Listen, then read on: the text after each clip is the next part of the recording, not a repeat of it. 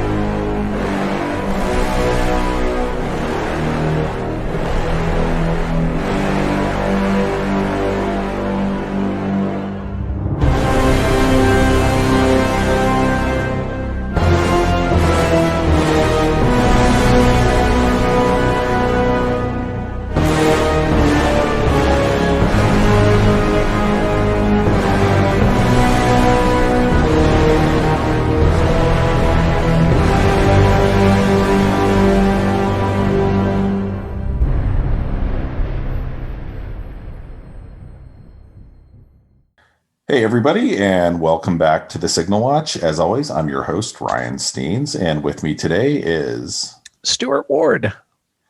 And we are talking about Godzilla versus Kong. So this is a little bit of a Stuart and Ryan react. Like I've only seen this once. Stuart's, I think you've only seen this once, or have you? No, I saw it again. Kids, yeah. Yeah, I saw it again. I saw it once at the theater and once at home. Yeah, that's not bad. Yeah. That HBO Max. I know, yeah.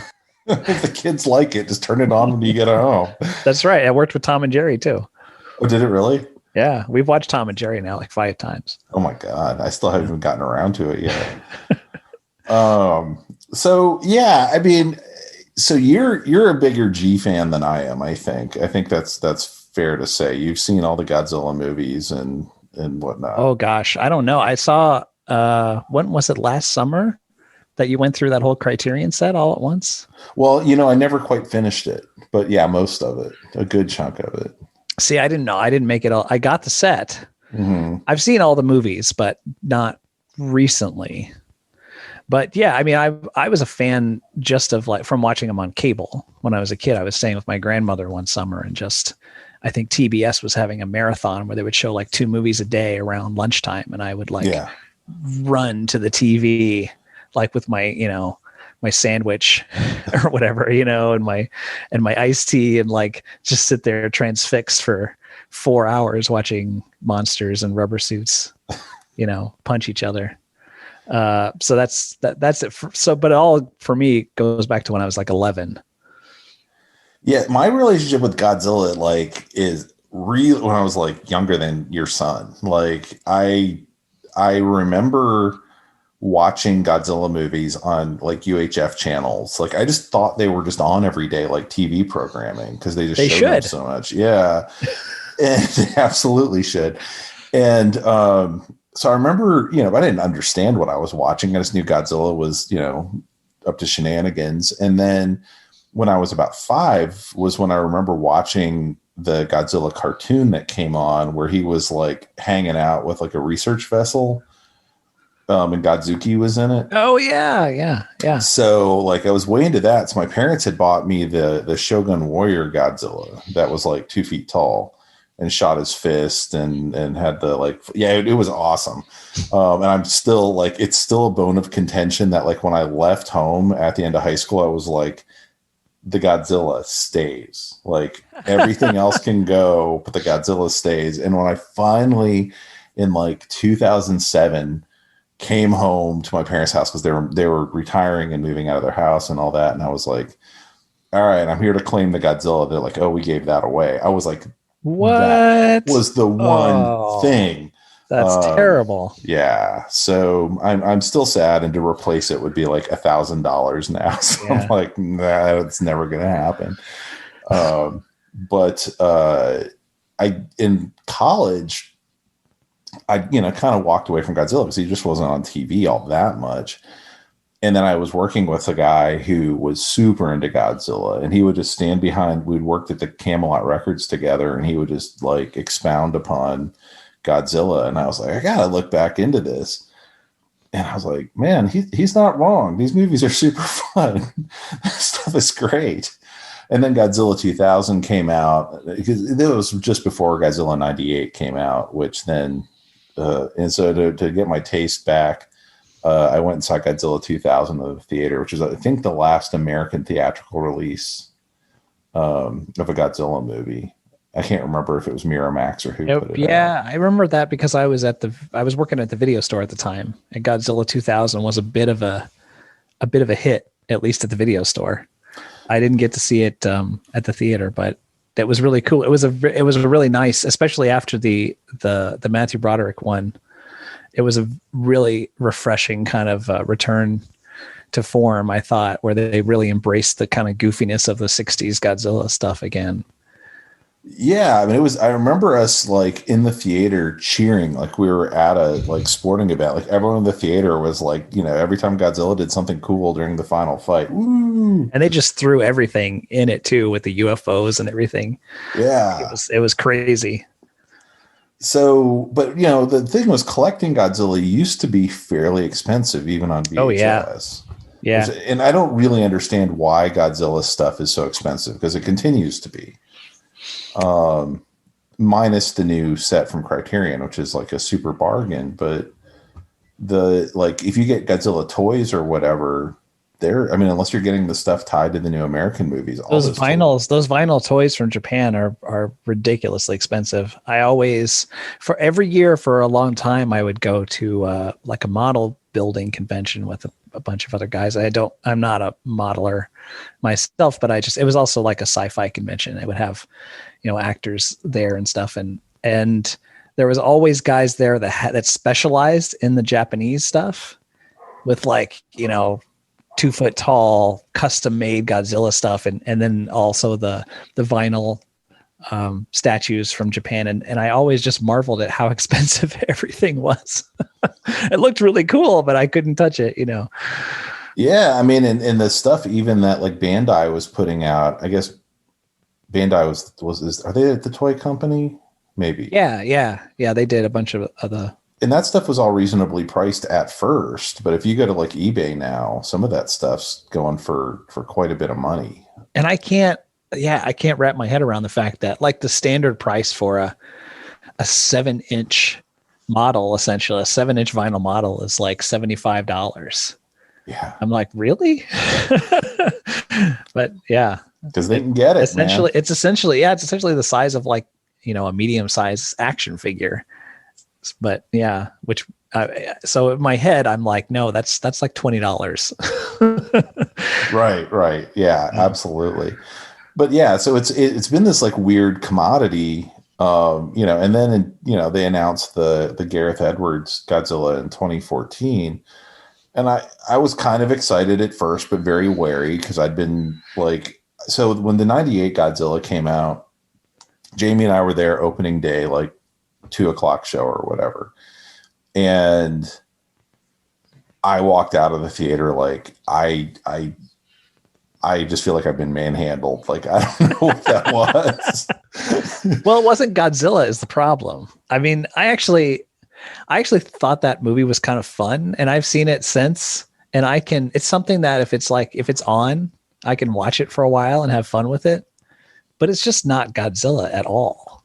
No, like it's just, if they had just called it like giant monster movie, like cool, like, okay, it's a giant monster movie and it's kind of fun. And there's the French guy. Is it Jean Reno?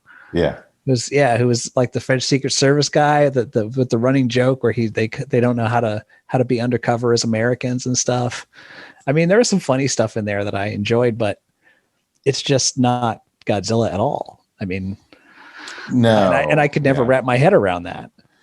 And the design of the redesign was just bizarre. I'll never understand who decided. I mean, a lot of people had to greenlight that design.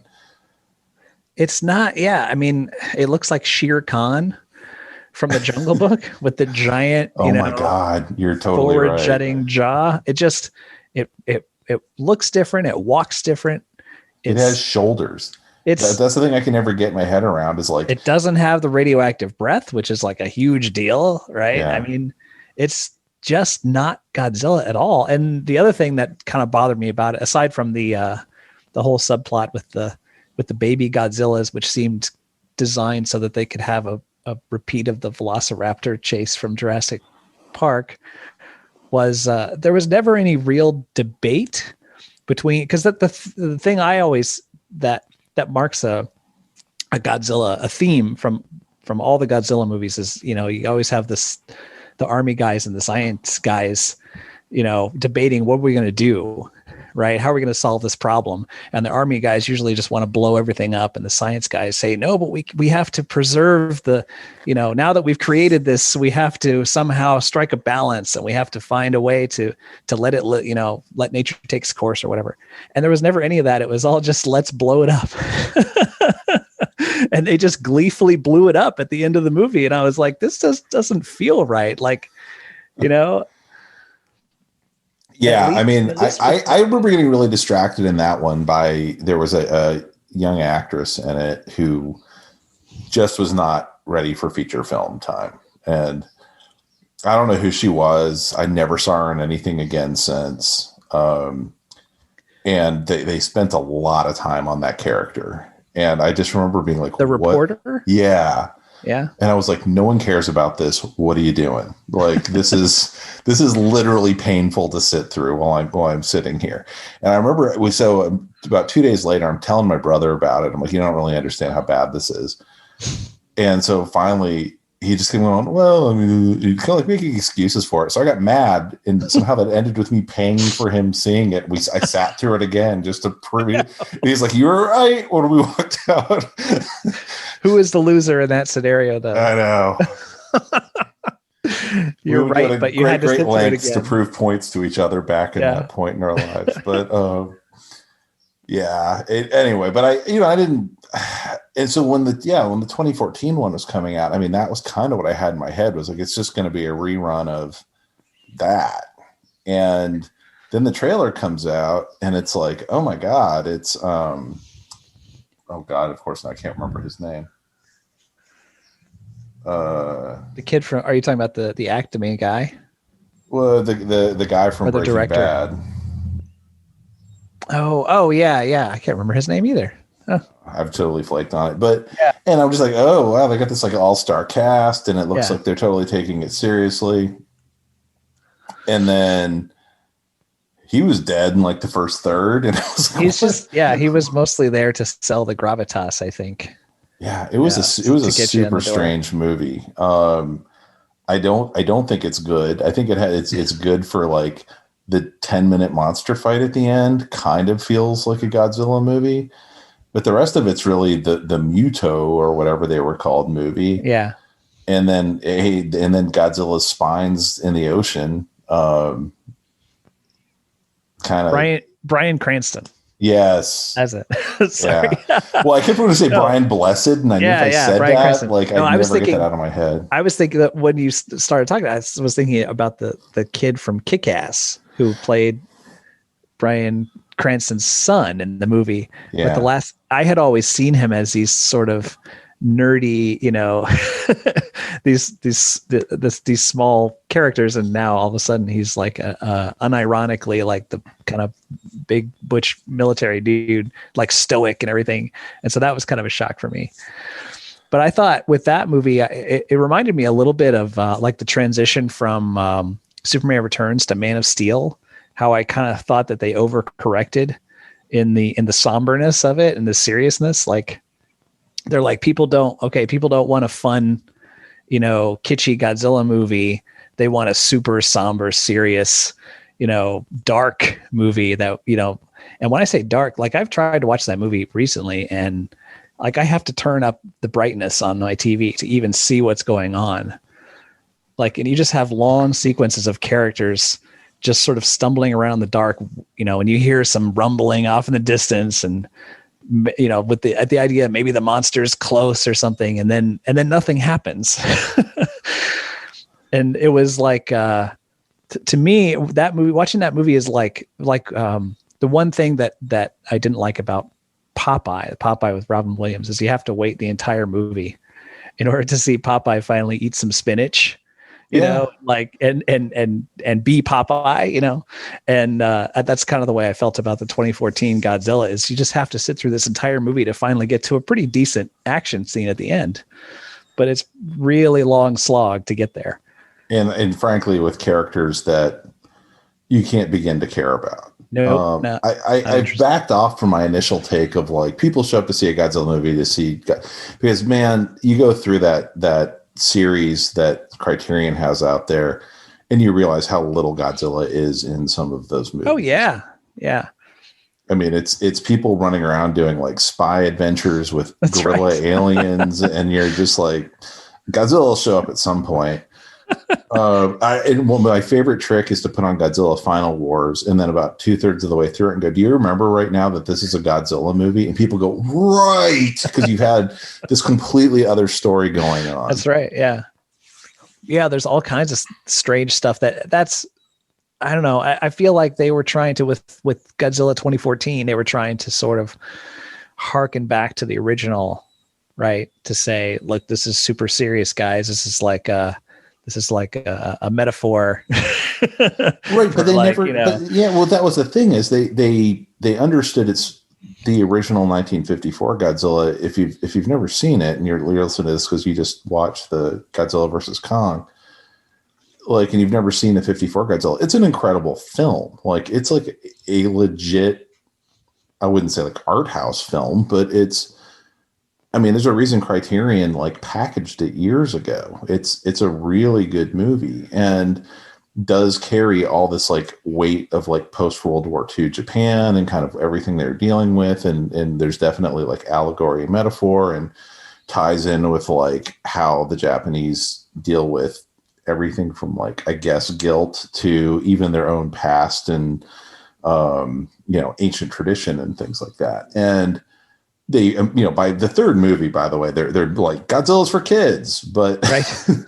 But in that first movie, it's like super dark. And I feel like all they took away from that for the 2014 one was it's super dark, because very little of the rest of it was anything but like, something radiation, big monsters, that's Godzilla, we can play with that. And if someone wants to read something into that, okay. But there's no metaphor in 2014. I thought it was interesting too. Well, I did like the way they handled Godzilla as a sort of like Lovecraftian old god, right? That we've awakened, and it's just something that we can't hope to contain, and the best we can do is just stay out of its way. I kind of liked that. But what kind of bothered me about it was the story that they were telling as the backstory, like in the opening credits and stuff, where they said, that we awakened Godzilla in the 1950s, and then it gave some kind of throwaway line like, why do you think we were doing all that testing in the South Pacific? We were really like trying to kill it or something like that. And I was like, oh, that's the movie I want to see. Actually, I want to see, I want to see us waking up, Godzilla, in the middle of the Pacific, and then going, oh crap, and trying to contain it and realizing we can't contain it. Yeah. I mean, that's a way more interesting story than that movie. Yeah. And then I guess the next one was King of the Monsters, or did they go to Kong next? They went to Kong next, which that was my favorite of the MonsterVerse movies, was Skull Island, which I thought was going to be kind of, I mean, I hate the title, but yeah, and we talked about that in the Kong podcast. Where they tried to move the allegory of Kong up into Vietnam, and a lot of it's kind of silly, but gosh, it just looks so cool. I mean, it's so beautifully shot. Like, I'm watching that movie, and every 5 minutes I'm like, oh, that's like a painting right there. And the helicopter scene alone, I watched that again recently, and it's just that whole like little 5-minute sequence of Kong taking out the helicopters is just beautiful. I'm not going to, you go visit the Kong podcast. I highly, highly recommend you do. We talk about like 5 Kongs in 1 hour. and then after that, then there was King of the Monsters, which I've only seen once. Like I was just wasn't going to bother to see it in the theater, and then eventually I watched it at home. And my takeaway from it was there's Godzilla fighting King Ghidorah being treated as a weather event as Kyle Chandler looks for Millie Bobby Brown during the weather event. And that's what they're focusing on for some reason. Yeah. Which I found, like, if you watch like I said, the other Godzilla movies focus heavily on the people until the monster fight at the end. And this one was like, we're just going to keep going with the people. Like, you know, you'll see the monster fight. We're going to show it from time to time, but you really care about like whether or not these parents are going to get along with their kid. And I was like, you would not believe how much I don't care about that. I do not. It was, I was so in the tank for that movie. I was so looking forward to it because I was already a fan of Mike Dougherty from Trick or Treat, right? And from Krampus. Mm-hmm. And I was like, this, you know, this guy makes movies I like and they're mean, right? And he's got, I'm sure, and I followed him on social media, and he seemed to get, you know, the horror aspect of it and the fun of it. And I was like, this is going to be great. And then the trailer came out, and the trailer had all those great, you know, shots in it. It had that one of, I think it's Ghidorah, might have been Rodan, on the top of the volcano with the cross, you know, stuff like that. And then the actual movie comes out, and I just didn't care about anything that happened. I wanted to like it so much, but I just didn't buy the whole, the environmental terrorist story. I didn't buy any of that stuff. I didn't buy the scene where Serizawa, you know, sacrifices himself. And that's what pisses me off about that movie, is it has so much stuff in it that I love. That's like this is my shit. When they're going into some like Atlantean looking temple from some lost civilization that worshipped Godzilla, I'm like, this is great. Why don't I like it more? Yeah. I went through the same thing of like, it seems like you had the idea written on a whiteboard, and like for further exploration, like you can expect to see more of this in the sequel, but we're not going to do anything with it now. And our characters are not going to act super impressed with what they're seeing because they're working against a green screen. And yeah, it just did absolutely. I didn't hate it, but I also I can barely remember the damn. It was so boring. Yeah.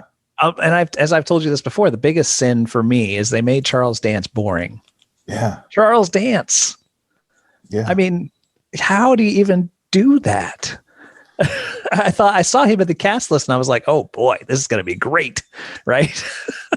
And he just has nothing interesting to do at all. No. So yeah, I mean, I had no real intention after all of that of like watching this, but then I was like, it's free on HBO. It's a Wednesday. Why not? That's right. And it's like, it's under 2 hours. That's even better. And man, I felt like whatever crazy alchemy, they finally got me to like one of these damn movies. but you've only seen it once, so you might change your mind. You might be like, you know what? I was in a weird mood that day. I mean, maybe, but I felt like they finally took the crazy and like, just like, and the funny thing is all the stuff I liked about it is the stuff I'm seeing other people complaining about, because the other movies kind of promised we're serious about this. We're giving explanations to things. We're going to rationalize this as if it's for like grown adults who have brains that are not mush. And this one was like, we're explaining nothing. We don't care. None of this is going to make sense. Just like when you watch one of these ones where like the aliens come from Mars and they're going to for some reason borrow Godzilla, and one of them's a really good looking lady, and nothing's going to make any sense in this movie. And you're like, yeah, I totally love, you know, Godzilla versus Monster Zero. This had that vibe to me. Like nothing in it made any sense. I kept just going, what? What? Like, Yeah, but how then did after they you get go, Godzilla what? on that boat? Where did that dome come from? Why is Rebecca Hall in charge of everything? How did they build a dome around an island that's in a perpetual storm, right? So you think that would be difficult to do? That's as a construction project. That's a nightmare. And where are all the other monsters on Skull Island? They seem to all be gone. Yeah. There's a lot of stuff that I'm sitting there, asking these questions, but as soon as I asked that question, some really cool thing would happen and I would just forget about it and go along with the movie anyway. And I was kind of afraid that because I saw it on a really large screen with the sound was cranked up in this auditorium to where like some of the time the kids were like covering their ears during the loudest parts, and there's like subwoofers in the seats. So like when Kong smacks Godzilla, you could like feel the boom in your seat and stuff. And so the spectacle of it was really amped up. We were in like the second row too. Oh my God. And yeah, it was awesome. And so I was thinking maybe if I, see it on a small screen, all that'll go away and I'll realize how bad it is. But I watched it again and I had just as much fun on a small screen with it. So about 2/3 of the way. No, it was during the Hong Kong fight. Jamie said, and I totally agreed. She was like, this is the first time since we've been home that I really wish we'd caught this movie on the big screen. It looks amazing. Yeah. Looks amazing and sounds amazing on the big screen too. But like the thing so I was talking about the, cool stuff that I wish had been in a better movie, like Godzilla going, into the sunken ancient city. There was so much more of that stuff in this movie. I mean, as soon as they get to the Hollow Earth, I was like a kid in a candy store. It was like every single frame in the Hollow Earth sequence is like a sci-fi paperback cover that I would just pick up, at a bookstore and just marvel over and think the story in this book is nowhere near as cool as this cover, probably. One of the things like they're like, oh, we've developed these, I'll call them HVACs. That's not what they were called. HVACs. But they kept saying that I was like, it's just a letter jumble. I never caught really what it was for. Yeah. And they kept heaves. They were heaves. Heaves, right. Yeah. And I was like, what? And then they show them like flying off. I was like, well, crap. They've really come up with some cool technology in the last 6 years. They took an entire movie to come up with that same kind of technology in the core. Mm-hmm. But then when they get there, it's just, boring magma and stuff. Boo. Right. Right. Boo. No. I want to see the giant winged snake things and the rocks just floating in midair for some reason, bumping into each other. Yeah. I want to see the giant statues of Kong and the cool, like Kong going into the chamber and finding the axe reminded me a lot of the thing in the crypt, that Conan story that they that they homaged in the first Conan movie, where he goes into the cave and he finds the sword that's not really meant for him, but now it is, and all that stuff. Him, just the shot, the shots of him just standing and looking off at the like weird mountain vistas, jumping at the giant like hand-shaped rock formation, all that stuff. I loved every single second. If this had been if this had been in 2014, they would have spent 5 minutes explaining where the light came from. Right. And in this movie, the answer was one, we're not going to tell you. And two, it comes from over there. That's right. I mean, you're just like, well, they're in the middle of the earth. There's no way there's any running water or light or like, but nope. It's all happening, man. There's like a cameo from a cute sort of Godzilla dog looking creature that shows up for like 5 seconds. Oh, I totally missed that. He looks like Godzilla's dog. He just shows up and he like eats a crab creature. Oh yeah. And then he's gone. And I'm like, no, I want a whole story about that guy. But I mean, Yeah. nothing in the movie makes any sense. And I going to talk about the heaves, The the heaves.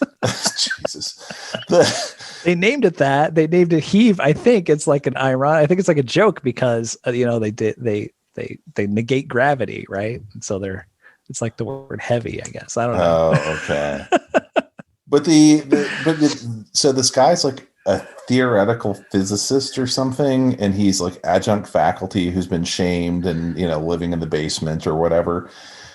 And he has some cockamamie theory about like, oh, homing pigeons know how to get home. That must apply to the giant gorilla. And I'm like, Okay, here's millions of dollars. yeah, yeah. I was like, well, that doesn't okay. And then he shows up. They built this dome, and they're like, oh my God, the worst thing that could ever happen is King Kong could ever be exposed to the world where Godzilla would be able to feel his vibes. And he's like, we got to take him to this hole. No, says Rebecca Hall. We got to, says what's his Sarsgaard. And she's like, all right. Okay, sure. Slam cut to Godzilla, or rather Kong, on a boat. Like, and you're like, how did he get there? I don't know. If we tried to show it, it doesn't matter. It's too much. It would take a whole movie just to show how they got him on the boat, frankly. Yeah, and they would have done that in 2014. That would have been the movie. Yeah. So, and then you're like, you were saying, and I had the same thought. Well, wasn't there a hole at Skull Island? Right. Oh, yeah, you were right. So I asked if maybe the island he was on wasn't Skull Island.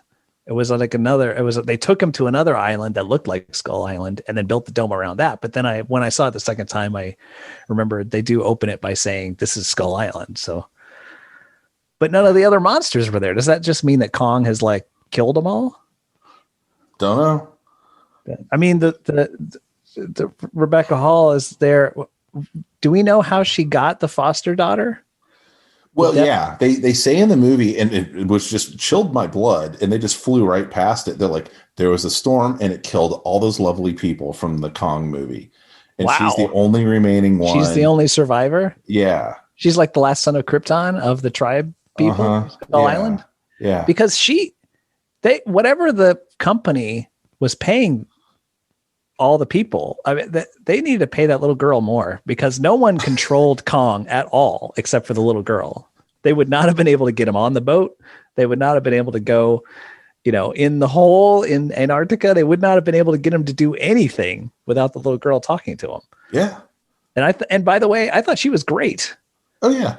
She was fantastic. I mean, a lot, and kind of harkened back to a lot of kids in Godzilla movies that I always thought, to me, she wasn't named Godzilla Penny movies. At all. But I mean, I don't know. I just, sometimes kids can be, a little annoying. Well, they also didn't let her actually speak, if you notice. Yeah. But yeah, I thought she was fantastic. And the other thing that I was kind of worried about going into it was, is Kong himself going to be recognizably Kong, or is he just going to be, giant ape? And I think he was Kong to me. Yeah. He had character development in the whole 9 yards. Yeah. He was very expressive too. Like, and I thought that was a really good move because Godzilla, they treat more like a force of nature. He almost never has any expression other than, get the fuck out of my way. Right. Right. But Kong has a whole story and you feel for him. And he, without really being able to speak, although that was a cool revelation too. I like that. But it revisits a lot of the same themes from other Kong movies, with Kong being exploited, right, as part of nature by the humans over and over again. They never learn their lesson. And of course him getting away from everybody. But yeah, it was really cool. I just enjoyed it. I enjoyed every part of it, even the silly parts I enjoyed. Man, when I'll say the one thing I didn't like, and this is just me personally, and if other people like it, cool. It felt a little tone deaf, and this would have come out in 2020 initially, I believe.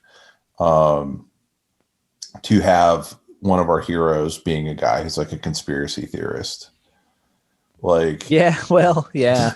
I mean, that I was mean, kind of cute back in like the 90s when they would do yeah, that. it's less And cute now. Yeah, yeah, that's true. I was just kind of like, the whole fluoride in the I water mean, thing is something I know people who legit believe that. And I'm like, oh my God, please stop. but I will say that he was still he at least he was fun to watch. He's a Unlike great character. most of the Yeah. characters in King of the Monsters, I couldn't tell you anything about what they were there for, and what they said and what function they had other than to just explain the action to you. Right. And Exposition devices. that guy had, I mean, he was fun in and of himself. I mean, I just enjoyed watching him. So, but I agree that I don't know if he's supposed to be an aspirational character necessarily. No, I don't think he's But supposed to be an aspirational character. It just, it read just very differently post yeah, Pizzagate. I see that I see it's a bit tone deaf though. Yeah, I agree with that. Yeah. I mean, and I, at the same time, I totally get why they did it. I just, then having Millie Bobby Brown like going, yeah, the conspiracy is the real thing, in the same era where we've got people like invading the US Capitol because and I'm just kind of like, this feels weird. But still, she's just kind of using him. I never really got the sense that she's a fan. She's all about that guy's podcast. Just because he likes Godzilla. Yeah, I mean, maybe, but she's totally on board. She's the one who's dropping all the info about the fluoride in that. The thing with Millie Bobby Brown's character that I was teased with in King of the Monsters was there's this one shot where she sees Godzilla's coming and he's about to wreck stuff, and the rain's pouring and she turns toward the camera and she has this little evil grin like, haha, Godzilla's gonna wreck stuff. I never really got that from other than that moment. Mm-hmm. Like I wanted her to be like that Godzilla fan, and I really want, she never, that never materializes enough for me. Yeah. I think that would actually be really an interesting. I was reading a thing with the director, or a couple sentences somewhere online, of where he basically thought of the whole thing as a big like WWE wrestling thing, and Godzilla's the heel, and Kong's our hero, and it'd be interesting to see that. Yeah, she's the fan of the heel. Like, right, that's who she's here for. And I'm well on record on other podcast episodes about talking about how much I love movies about animals, like just eating people, like where animals just like are like, you know what, I'm gonna tear shit up, and and I feel like Godzilla is like the ultimate manifestation of that, right? We have it coming. Yeah, like, oh man, look for our crawl episode. I get really excited about that whole idea. But yeah, it's that would have been cool. I think that would have been an interesting take. She instead has kind of gone for this, like, there's a world under the world, and I'm 13 and figuring it all out. The casting of her little sidekick, the kid isn't bad. I'd seen him in the Netflix Christmas Chronicles 2. Oh, right. Yeah. The evil troll kid. Yeah. And he was okay in that too. I thought, he was good at what he did. I was glad that they, if this movie had come out 10 years ago, they would have been like doing like body shaming jokes, and none of that ever came into any of it. And he's a funny little kid. Like the whole thing at the end was like, well, I know HTML. And I was like, did you get a 90s camp? Like, what was? I did not. The first time I watched it, I did not quite understand what it was they were trying to do in the control room there. Like, I understood that.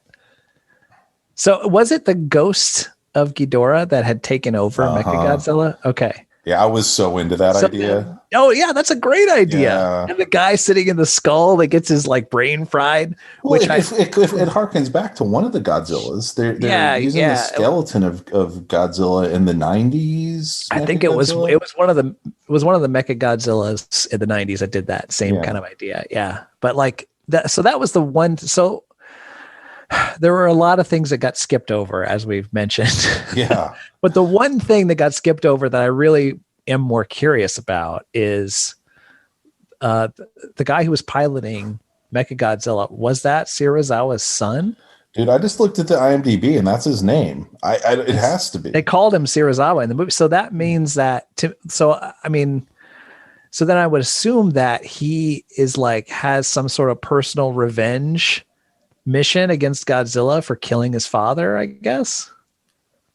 They never said. They don't say, but I mean Yeah. that would be interesting. I'd be interested to see more of that, I guess. Yeah, I mean, to me, What was up with that? the movie very much felt like there are no bad ideas. We're putting them all on the whiteboard, and everything's in the movie. And like, you want to have a tunnel that goes from, for some reason, from like the west coast of Florida to Hong Kong. 100%. Sure. You want to have 33 sub levels to something in Florida? Not a problem.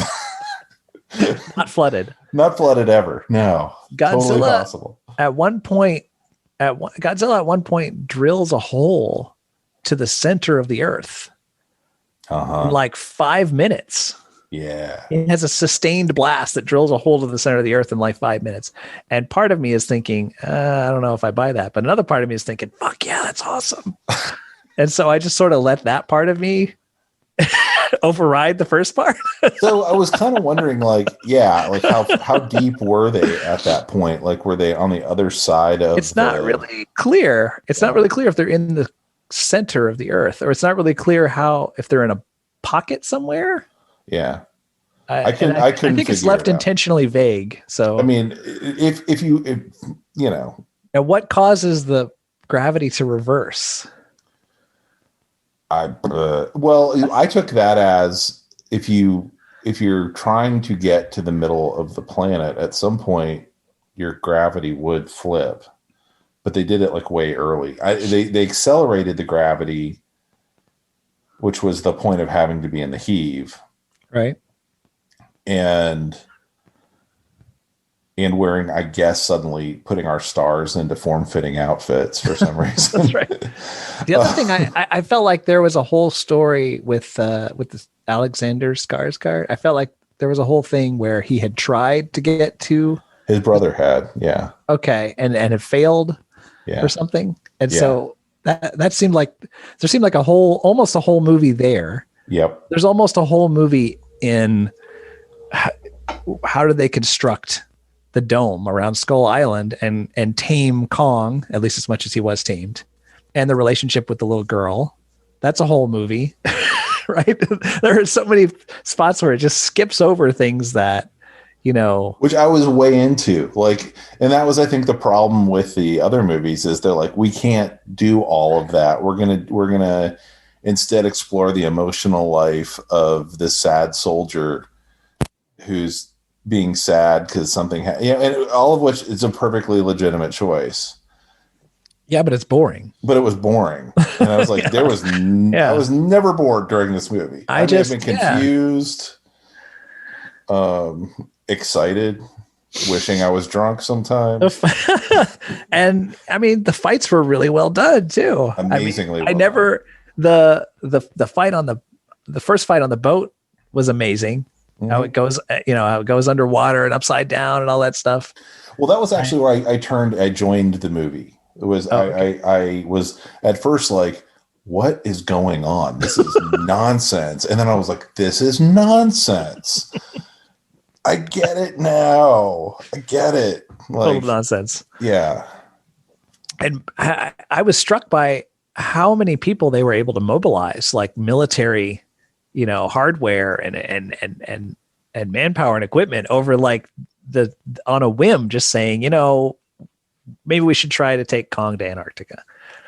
Yeah. Like it just all like this. It's like a small city. There's like a whole fleet taking Kong to Antarctica. It was a big deal. And they just like cut to it like it was already done. And the way they talked about it, was like it had just been 48 hours. Right. Yeah. There's like, fade the next day, Yeah. But yeah, no, a lot of times when you see like CGI fights in the dark, it feels like they're trying to hide something, but this, I thought it was animated really well. The fights were choreographed really well. And it was in the dark just because it looked cool. Well, to your point, I mean, it was I don't know what Hong Kong actually looks like. I have no idea if it looks like that. But I was like, fighting in like Tron City is the coolest idea. I can say I was in Tokyo in the late 90s and it didn't look like that.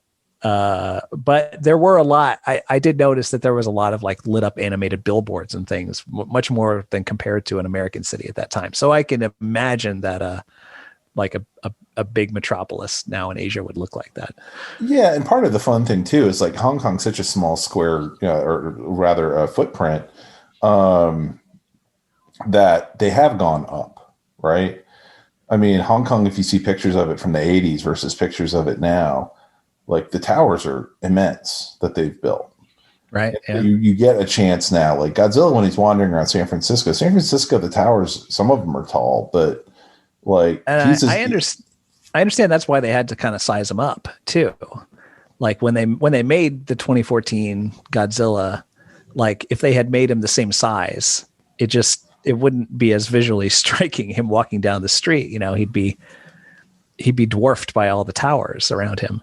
Godzilla, that's interesting. Okay. Kind of by definition, I think has to be, has to look imposing in a cityscape. And so now cityscapes are way taller. So Godzilla has to be taller.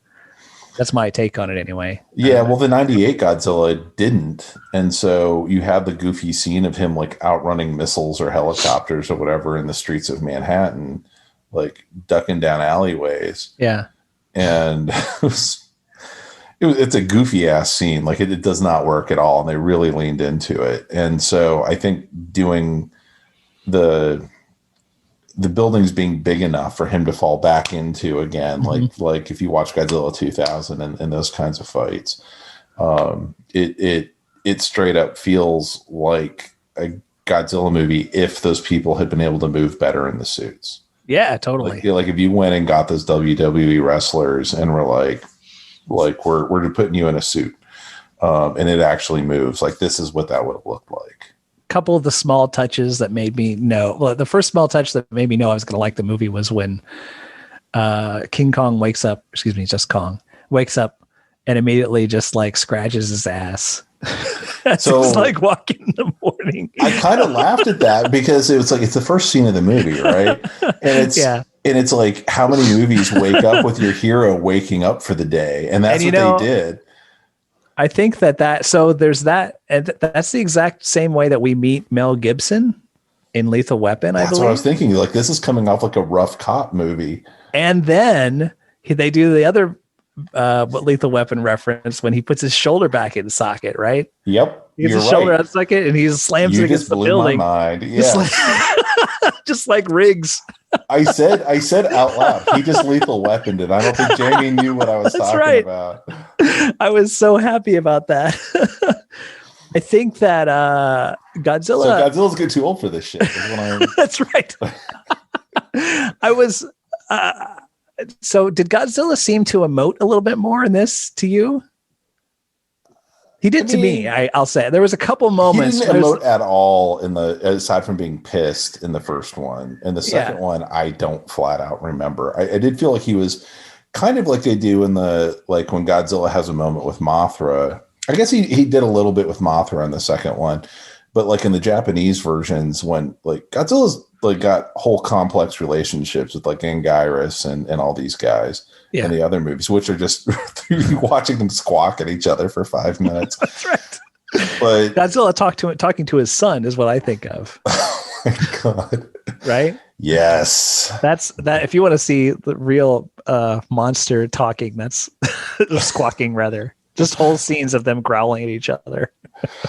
But I mean, and so I would say definitely he was. They were having to have some complex, like, thoughts between Godzilla and Kong of like who's the big dog and all those sorts of things. And so I did feel like they did a bit there. There's a bit. I feel like when he's got Kong down or back on his heels, and he kind of just like leans in for a close up, and I'm pretty sure he smiles. Oh, I have to. I'm pretty sure it's like okay. it's like a ha ha ha, which is very Godzilla. Yeah. But I was like, I don't know. I sort of expected at the end, like they just kind of roared at each other, and then Godzilla goes into the sea, and I kind of expected a little more. I kind of expected not a kiss or anything. but I don't know, something a little more to acknowledge, like, hey, we're buds now. Well, I mean, to it feeling like a Godzilla movie, they always end like they're always like the humans usually have a little bit more of a denouement, but Godzilla often it's just kind of like slam cut. He's done with whatever the fight is. Done. Yeah, and it's home. whoever waving at him as you see his spines or him wandering off into the sea. And they definitely seem to do that. We haven't talked at all about Mechagodzilla, which Godzilla was awesome. We did a little bit because we said that Ghidorah's skull thing. Yeah. But it looked to me like someone's like let their 10-year-old draw Mechagodzilla and they're like, that's what we're building. That's what he's going to be in the movie. I like the red spines idea. That looks cool. I had no problem with the red spines idea. It just looked like the proportions looked like like when a kid draws like, here's arms, here's legs. Like, I don't know how a torso works. It's just a straight line up the middle. And I'd seen a toy of him, and I was like, well, does he transform from something else? He does look like a transformer, speaking of transforming. He is a very consistent with the Bayformer type design to me. And then he didn't transform, and I was like, well, even the anatomy of this, and I don't want to get hooked. I think one of the big missteps from the 2014 one that they just keep having to drag forward is they got hung up in trying to explain things on what the anatomy of Godzilla should be as something that large. And it doesn't matter. It doesn't work. Yeah. I mean, and so I don't want to like get hung up on the anatomy of this thing, but it's so goofy looking in this movie.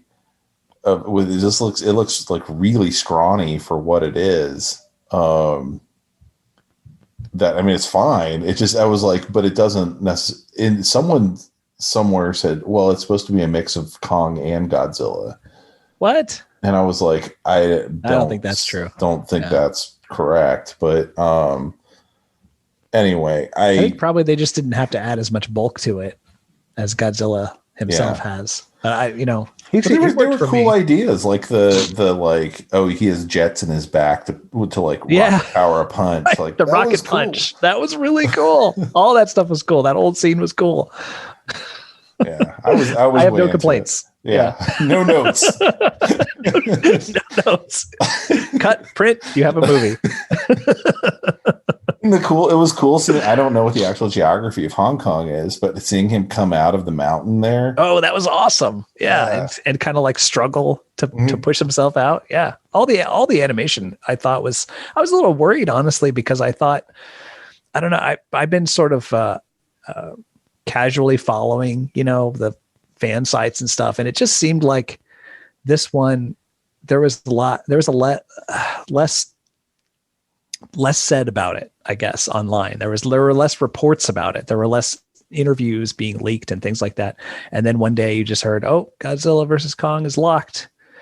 We're done. And I'm like, what? Oh, okay. Interesting. And it just seemed like it was, I don't know, maybe they were just, I don't know, keeping a lid on things, but I was hoping that wouldn't translate into, a rushed product, but I mean, and who knows? They've had a year to tinker with it. Yeah, but the animation looked fantastic to me, and especially the character animation on Kong himself, like his expressions and things. It looked really fantastic, and yeah, no expense spared on Mechagodzilla, on the fights. It all looks great on Hollow Earth. Most of all, I was loving every second of that. Yeah, I did kind of wonder at the very end, because it looked like he was in a bit of a throne room there, if like the idea was, okay, now he's actually literally King Kong. Yeah, he earns the name, right? Yeah. They have him sit down on the throne with the axe next to him, and I was like, like I had little goosebumps and stuff. He's literally King Kong. Yeah, it felt very cool. I'm excited to see where they take it. I'm also glad they didn't like bump off all the main, like I was the first movie when they killed Cranston, and then then the other, they killed everybody in Skull Island. And then you get to Sally Hawkins and what's his name got killed in the King of the Monsters, and I was like, Are they just going to kill everyone again? And this one felt a little more kid oriented, so everyone makes it out. more or less okay, who's supposed to. Except for the thousands of people who are currently in Hong Kong. Yes. Yes, everyone in Hong Kong is Which- definitely dead. Yeah. There was no chance to evacuate. I have to wonder, though, if in a world where there are giant monsters, if there aren't like more, bomb shelters or things like that set up like there were in Pacific Rim, right? Yeah. I mean, But they didn't show any of that. That's all, Yeah. Yeah. I mean, they were showing empty conference rooms. Yeah. Like, because it was nighttime, right? Yeah. But like, I mean, but to that point, like you didn't see the people they did some shots of like people running down sidewalks as like Mechagodzilla came out. That was in the morning though. Mm-hmm. Yeah. More people would be on the street. But yeah, it was much like a regular Godzilla movie. You only really saw the main characters kind of reacting to what they saw in the distance. It's a weird shift from Godzilla 2014, which it felt like it was all that kind of man on the street view of things. Like, we're going to show you what it would feel like to be in the city where Godzilla is raging through it or fighting a monster. And then this one is completely opposite. They didn't even, pause for a minute to say, by the way, what's going on with the people on the street? Not at all. No. And part of the thing of that was then Aaron, what's his face, who's in that, had to also narratively have some much more impact or be impacted by what was happening. And so he had to go have the whole, like, I'm going to go look at the egg sequence. And now I'm somehow involved with Godzilla in this, this last sequence. And he Forrest Gumps his way around. He has to be, he has to somehow see everything in order for us to see it. Yeah. Yeah. And it just, it doesn't really make a ton of sense. And so when they kind of go, none of this makes any sense. People aren't real. We can have our big monster fight and not feel the weight of what this is doing to humanity. And part of the capper of the 2014 thing, if you're already kind of like, ugh. And then at the very end, they're like, Godzilla, our savior. And I was like, that is the dumbest effing way they could have ended this movie. No one is right now thinking the 30-story monster who just tore up San Francisco helped anyone. Like that's like thinking like two guys got into a fight in the middle of like your airplane and tore the whole thing up while you were in there. One of the guys won, and you're like, he's the savior. Is he our savior? I don't know. It feels like people would do that though. It feels like I mean, it felt like they were trying to bring you along with something that no rational person would have come to that conclusion if that happened in your city. That brings me to another question with MonsterVerse Godzilla. Is he protecting humanity because humans, in ancient times worshipped him and whatnot? Or is he just asserting his dominance over other monsters and he doesn't give a crap about us? We just happen to be here. I think in the MonsterVerse, it's the latter, which I think is a mistake. It works in the context of this film, but I think if they want to keep doing these for another 10 years, they could retcon it though to be the former. Yeah, they could at some point go back and say, no, he really is protecting us, and here's why. Yeah. And I think they tried to do that with Ghidorah, but Ghidorah is just a son of a bitch. So and that's what those movies always play out with Ghidorah. I don't know if this was the intended takeaway from the end of this movie, but I sort of got this idea like, okay, now Kong is back in the Hollow Earth. Kong is king of the Hollow Earth. Mm-hmm. Godzilla, so that's like his territory. Yep. And then Godzilla is going to be king of like the surface world. Yeah. Right. And so they're just going to have this uneasy truce where, they'll just kind of stay away from each other and team up from time to time. And team up. Yeah. Yeah. It makes me kind of excited for whatever. I mean, they've already, burned through Ghidorah. I mean, he's skulls at this point, but you never saw the third skull. So who knows? I'd like to see a movie that's mostly set in Hollow Earth, honestly. Well, I mean, I think that they can do that now, though, with Kong. I think they can do King Kong of Hollow Earth or whatever. And do it like Conan. Yeah. He's just going on adventures. He's going from place to place in Hollow Earth. I I will more than watch that. Yeah, absolutely. Heck yeah. But yeah, I mean, so I did enjoy it. I still laugh that Rebecca Hall, who is like indie film darling, Yeah. like much as Sally Hawkins got roped into these. I know they're doing it because they're like, yeah, it's fun, it's Godzilla or whatever. I always But assume they have kids who are fans or something. Ever since I heard Frank Langella played Skeletor, right, as his kid wanted him to. And I really don't know how they got her, because I don't think she has any kids. No, she might. I don't know. I don't know anything about Rebecca Hall. But yeah, it's just bizarre to me. It's maybe one of the weirdest features of the whole Legendary production of these things, of somehow they keep roping in like Ken Watanabe and these kind of, prestige actors to show up for these things. It's not like Raymond Burr was any kind of prestige actor when they got him. I mean, he was the cheapest, most recognizable guy that they could get, when they did that. And then for God's sakes, what was the guy in Monster Zero? Oh, I can never remember that guy's name. I don't remember, yeah. But yeah. And that's it. Those are the two Americans you see for like 30 movies. So, I mean, they kind of went the other way with 98 Godzilla. They're like, oh, let's get like comedic actors in here. That's how we're going to go here. Which was a choice, a very 90s-tastic choice. Yeah. When you cast Hank Azaria, it's like, well, I know where this is going. But yeah, it was super fun.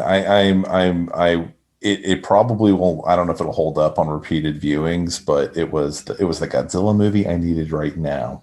It was, heck yeah. It was so good that I do not regret my purchase of a giant vinyl banner for my basement of Kong. I forgot you did that. I just thought the image was cool. When you're like, should I get this? Yes. I was like, what if the movie sucks though? I'm just gonna have to sell it on eBay or something. Yeah. Just save it till Kermit's like 13 and then hand it over. Yeah. Yeah. And he loved the movie too. Oh, I don't know how you wouldn't if I was his age. Well, I was a little worried because when we watched King of the Monsters, the new King of the Monsters, he got really upset when Mothra died. Like really upset. He cried and he like didn't want to watch the rest of the movie. And I had to kind of coax him into watching the rest of the movie. And so when it looked like Kong was going out, I thought, he's going to, ask to leave and start crying. And he was in my lap at that point because the fighting was getting a little intense. Which is weird because Kermit is 21. If you guys don't know. But he's like whispers in my ear as it looks like Kong's going out. He's like, I think Kong is going to come back. I'm like, yes, you're learning. Okay. That's awesome. Yeah. Yeah. It's I don't want to like keep dwelling too much on that movie, but I don't think that they do the typical Mothra thing in that movie, which is bring back the larva. No, they don't give any hint that she's coming back. She just, she sacrifices herself and then they're like her life force, like comes down, like tickles down like Christmas lights or something on Godzilla and then gives him renewed energy. Right. Yeah, which I mean is very. I mean they did that's totally valid choice. Yeah, but usually then you get the like Mothra. Right. Then there'll be something like as a tag on the end to show that there's the larva again or there's the egg or whatever. I mean, I do genuinely feel like we now have the potential. Like I never felt like before we were ever going to see Infant Island. And God knows I love the fairies. And I was like, when, and now I'm like, man, I bet we could see the fairies in a movie or two. Yeah. There could be whole human civilizations that live in Hollow Earth that we haven't seen yet. Well, I mean, barely have scratched the surface. What was the Jaguar movie where there was a whole civilization down there? That was who they sent up, the goofiest of the Godzilla monsters. God, I can't remember that monster's name. It was like, I don't know. I don't know. I don't remember. Yeah. But yeah, that was kind of like you got into this period where they're like, we're going to spend 20 minutes at the beginning talking about this lost Atlantean civilization that somehow now has it in for the surface world. We've never mentioned them before. After the monster's there, you'll never hear from them again.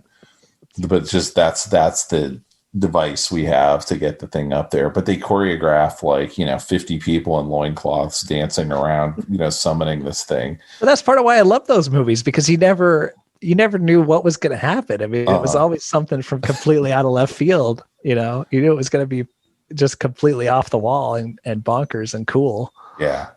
Yeah. And this was that. Yeah. And with on like a $200 million budget easily. Yeah. Yeah. So, and judging by the box office receipts so far, is maybe going to kickstart the movie industry again. Yeah. I saw something about almost $50 million. Yeah. Which is by far the biggest box office I think I've seen to date. So. 3 times bigger than the opening for Wonder Woman. Well, I mean, we're all huddling in fear during Wonder Woman, but yeah. But that was the biggest opening so far. Yeah. So, yeah.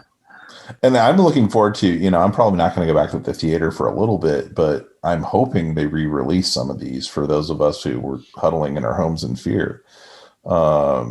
I very much would like to see this on the big screen at some point. So.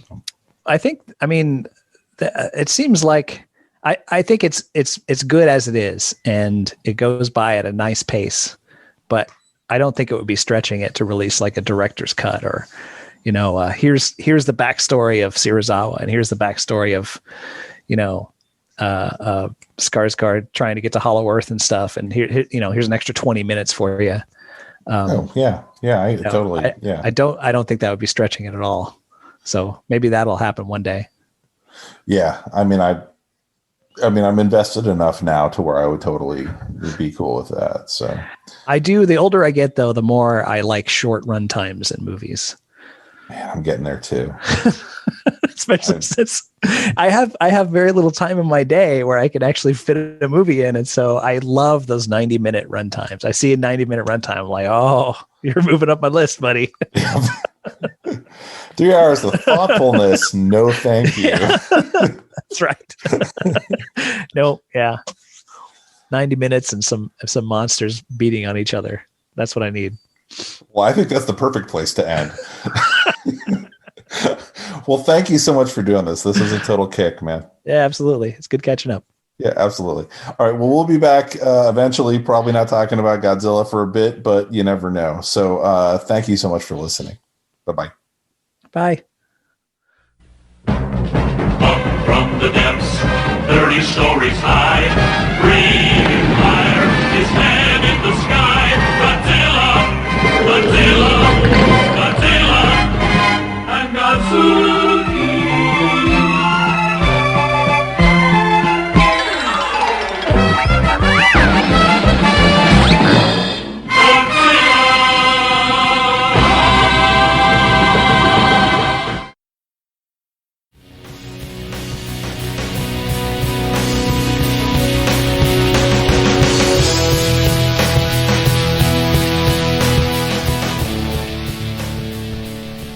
That about wraps it up for this edition of The Signal Watch, a production of the League of Melbotus. Thanks for sticking with us. If you enjoyed the podcast, we invite you to drop on by the Signal Watch blog, where you'll find write-ups of a wide variety of movies and more. We'd love to hear from you, so find us online and let us know what you think. Whether you prefer email, blog comments, or social media, we'll be happy to hear from you. We'll be back soon with more exceedingly high-quality content. So, until next time, God damn it, babies, you've got to be kind.